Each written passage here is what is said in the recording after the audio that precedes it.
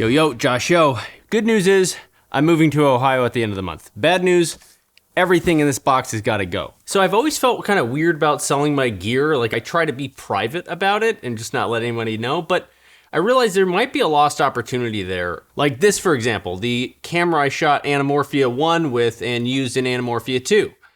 Blackmagic Pocket 4K. When it first came out, I actually bought this off of eBay and I paid $2,100 for it. I spent $800 more so I could get it first and I could do that review and it could just like pop off. And now it's gonna go on Gear Focus. So you know how like Gerald did this episode a year ago with his gear, he gave away a bunch of stuff. So it definitely has some use. I keep it in great condition. All the accessories are included here in the box. And his stuff is all like super nice and brand new looking. As you can see, all accessories are included, it's in this bag. That's not this episode. This is like battle-worn stuff.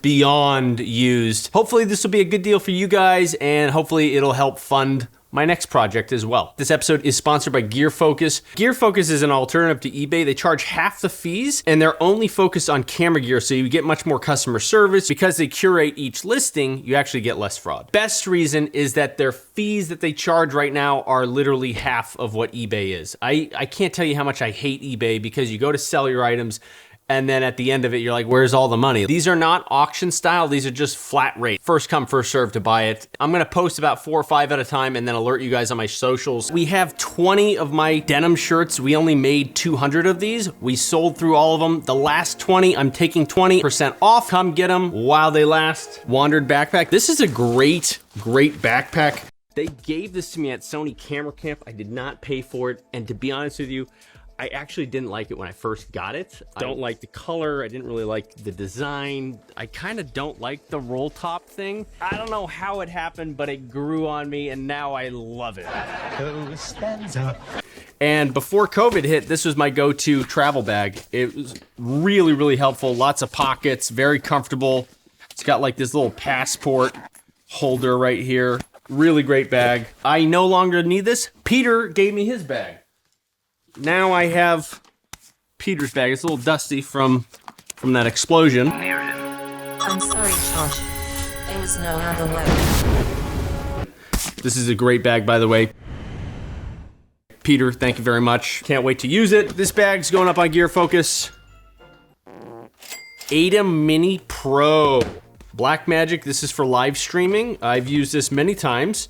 This is the Pro version. This is the more expensive one. Pretty much brand new. You can connect all of your cameras, 4 cameras, and then you can switch it in real time like I've done on several of my live streams. I don't need this anymore because I have the Extreme Pro version, the 8. Okay. We have an ATEM Mini. This is the regular one. My loss is your gain. How much are these brand new? Whatever. Okay. Blackmagic Pocket 4K. This camera changed the game for me. This was I think this was like the first camera video that really, really popped off. The people at Blackmagic couldn't even get me the camera faster than it was already on eBay, $1,000 over what it was retailing, just so I could have it that first week. I could take it on that trip to Maui and I could do that vlog thing and, you know, the rest is history. I'm kind of sorry to let it go, but I'm stoked that someone is gonna get this camera and that it'll be like, you know, if you're an Anamorphia fan, this is what I shot Anamorphia with, and I also use it as a prop in Anamorphia 2. It comes with this Tilta half cage for free. So, Hollyland's wireless transmitter, their HDMI transmitter, they work really, really well. I don't need 2, I only need 1 set, so this is pretty much brand new. I mean, it still even has the little plastic slip right on there. See that? I won't peel it off. But this, actually, I used it once, and that was at Morgan Page's house. We did a live stream. We put 2 of these up on 2 cameras on the Orbit while he did a live, I think it was New Year's Eve DJ set. DJI Spark. Fun little drone. I'm not even sure. Does this work? Okay.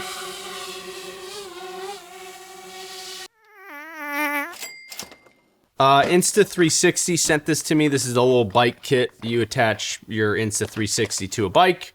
I don't even have a bike. Pay for shipping plus $1.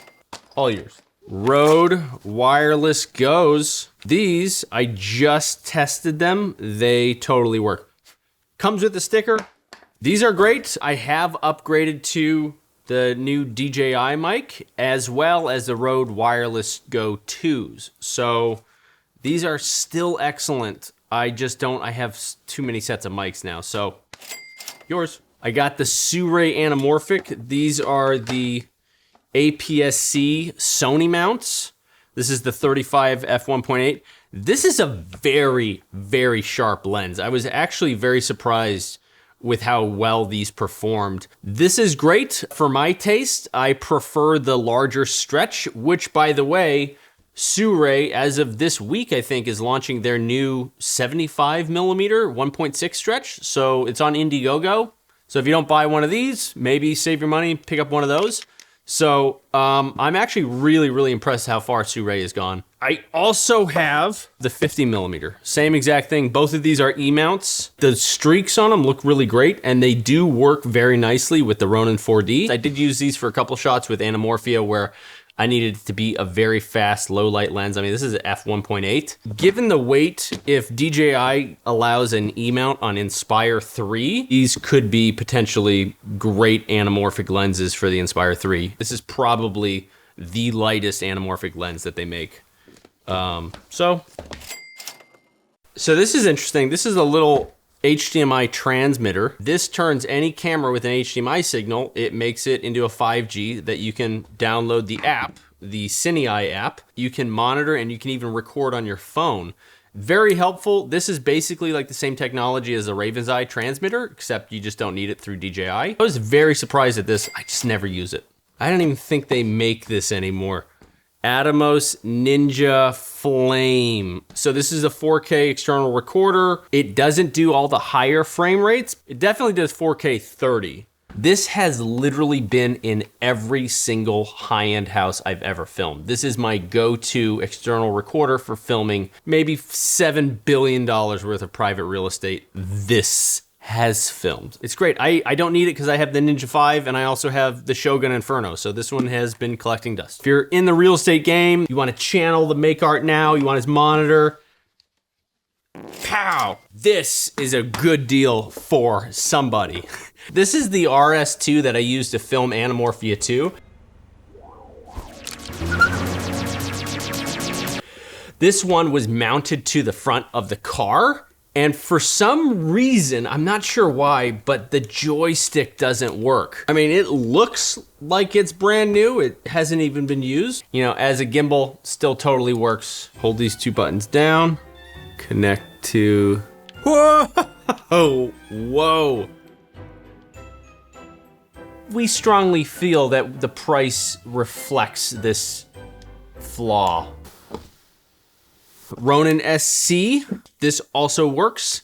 The only problem, this little thing just doesn't lock. That's it, the locking mechanism doesn't work. This is a great first gimbal, totally works. Yours for Sony A73. This camera started it all. This is the very first video of mine that popped off was the setup guide for this camera. So I've had this camera for like almost 4 years. Comes with a single battery and a charger. By the way, this camera's monitor flips all the way upside down. Remember this video I made? Move. Anyway, I'm gonna leave it like that. I'm not even gonna fix it. It's gonna stay. I will include this awesome Condor Blue cap. Condor Blue gave this to me. I have another one. I love it. I love Condor Blue's stuff so much that I would love the person who buys this camera to also have this awesome cap. And think of me, think of Condor Blue, and go make some beautiful art. Mavic Air 2. This drone I ended up using to shoot 2 episodes, obviously the review with it, but then I also shot the Time Traveler. New product launch during this time, but I'm super excited to finally bring this to you guys. I think the HDR is phenomenal for real estate, and I think the price point is great. If you don't have a drone yet and you're trying to keep that price point down, trying to film like high-end homes, the HDR is gonna come in really, really handy here. It is a little bit of a noisy sensor because it's 48 megapixels, but you clean it up with a little bit of denoise, you do a little workaround. I did this episode where I flew it all the way up to my mom's house. It just embodied so much of those first feelings of COVID when it first hit and everyone was like, what's going on? Like, what's next? This is the Fly More kit, super nice controller, stamp of authenticity here, 3 batteries actually. Mavic Pro 2. So because I have the Mavic Cinei, I don't need both. You know, I tested them side by side. The image on this drone is still outstanding. I think this is the first collab I ever did. I did a collab with Jesse. It was a great little first video. We were messing around with the 10-bit, the log. This drone flies perfect. It does have one of the sensors has an issue with, I think, the downward sensor, but I don't ever use sensors anyways, so it doesn't bother me. And even comes with, these are the fancy ones. These are the Polar Pros. A little history. I have no idea how many flights are on the batteries, but I mean, it still works. It works great.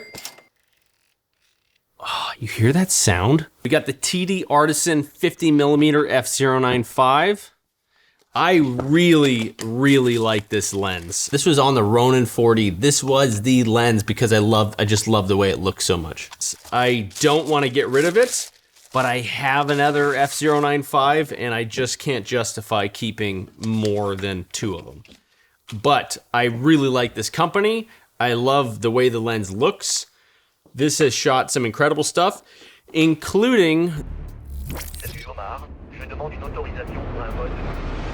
I'll even give you guys a custom 3D printed gear that I fit on there. Where is that? Listen to the sound. This is the M mount, so this is for Leica. Comes with this nice little fancy box, a little toolkit, stamp of authenticity. Ooh, Zhongji Speedmaster. This is micro four thirds, so I don't need it. Cinei lens. This is the 25mm T1. It's geared. It looks amazing. It looks great on the Blackmagic Pocket 4K. This is really great if you're looking to have a little bit of a, if you want a very fast lens, I would pair this with like the RS2 and that 3D focus. Maybe if you have like the GH5 or GH6, you want a very good low light lens that's already geared, that's for you.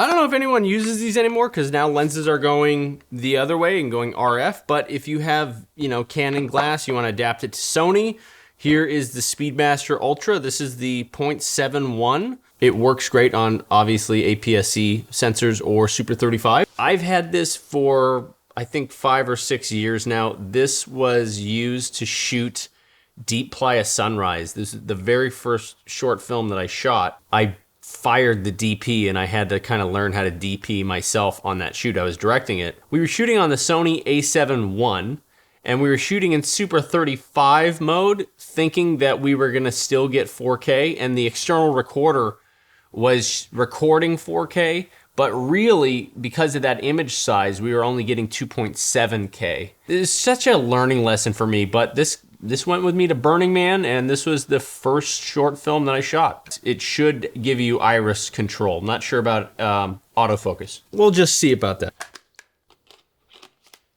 There, you can see it vignettes, but if you put it onto Super 35, there, totally fine. Now, does autofocus work? Autofocus is not working, but maybe that's a firmware thing. But the aperture control does work. See, you can hear it. Okay, small HD focus. The outside of this looks banged up, I'm not gonna lie. I also look like I cut that right there so that this was an easier fit getting in and out.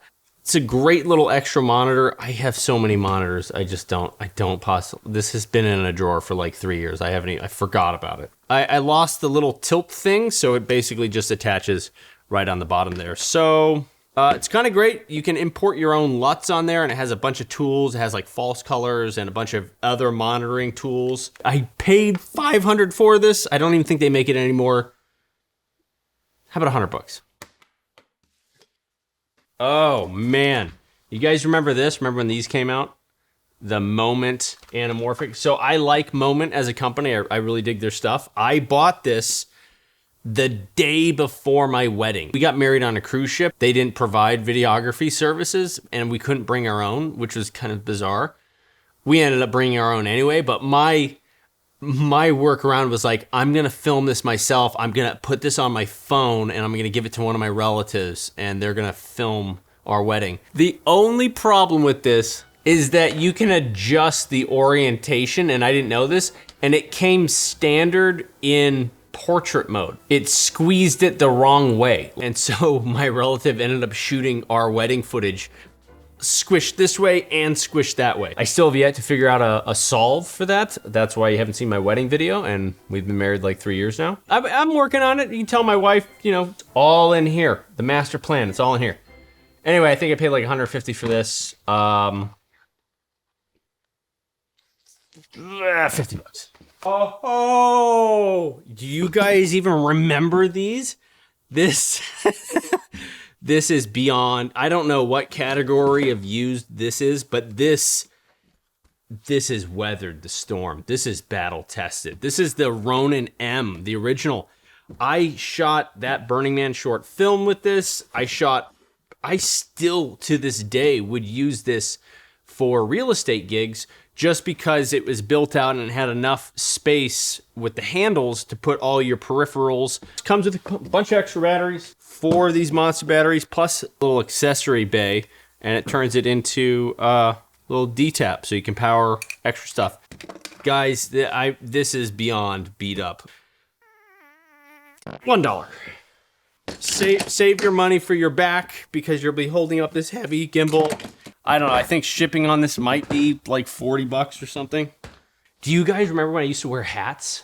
I used to wear the dumbest hats in the world. These I used to think were so cool. I mean, they are kind of cool. I just don't wear hats anymore. I started the channel in these dumb hats. So if you have a big head like me, you want these, $1. Last but not least, I got a marble orbit. This actually isn't mine. This is one of our backers who fell on some hard times and is looking to recoup his investment. This is for sale for the price he paid, which is significantly less than what they are online right now, and you can get it now. This is a studio kit. His kit even comes with outdoor brackets so you can mount it outdoors. I just want to say that nothing's wrong. My wife and I bought a home and we're going to be closer to family. I probably owe you guys an episode explaining more of this, which I'll get to later. It's just been it's been very hectic trying to get everything moved over, and very excited. Really cool stuff coming. If you want those items, make sure you create an account. They're gonna go up every few hours today, so be sure to look on my socials and I will post when those things go up. Gear Focus is donating 50% of their fees in the month of March to a charitable organization in Ukraine. I'm donating $500 of these proceeds to Doctors Without Borders. I left a little link down below if you guys want to donate as well. If you want to match it, that would be amazing. And if you think this is virtue signaling, you are living a wonderfully entitled life. Thank you guys so much. I hope some of these items found a good home. I'll see you guys next time.